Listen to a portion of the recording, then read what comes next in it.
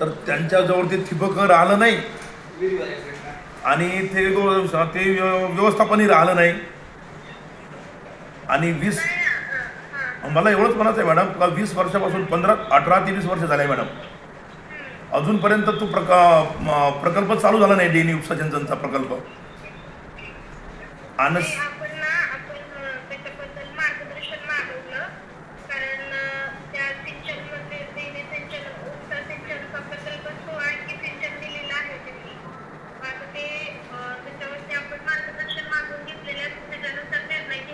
नाही मॅडम तुमच्यामध्ये नाही मॅडम, मला एक म्हणायचं तुम्हाला, मागं आम्ही हे खासदार साहेबांच्या लक्षात आणून दिला आहे विषय आणि मंत्री महोदयाकडे पण माहिती घेण्यासाठी गेलो होतो, पण त्यांची भेट नाही झाली.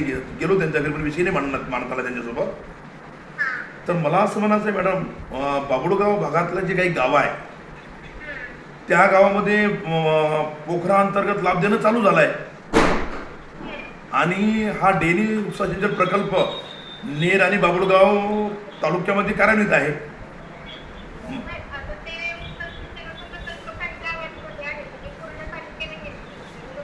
बरोबर मॅडम.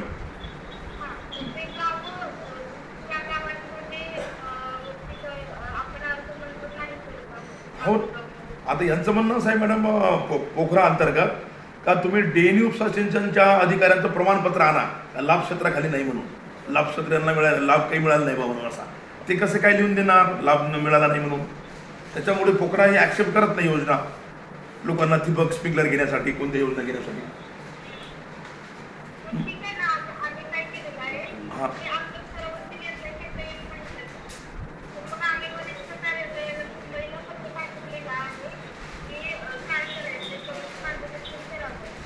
तर सावंत मॅडम, एक माझी विनंती आहे, सरपंच म्हणून माझी विनंती आहे तुम्हाला, आणि ह्या जर विषय लवकरात लवकर जर मार्गी लागला मॅडम, तर ही महत्त्वपूर्ण योजना आहे पोखरा.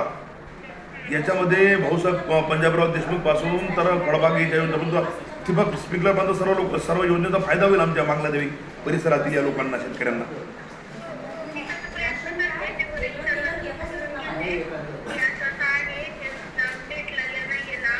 आणि मॅडम तुम्ही आपल्या बांगलादेवीला येऊन गेलाय पोखरा चालू व्हायच्या अगोदर, आपण रॅली सुद्धा काढली आहे. तुमचं पण ध्येय आहे का लोकांपर्यंत लाभ मिळाला पाहिजे. पहा मॅडम मग. धन्यवाद.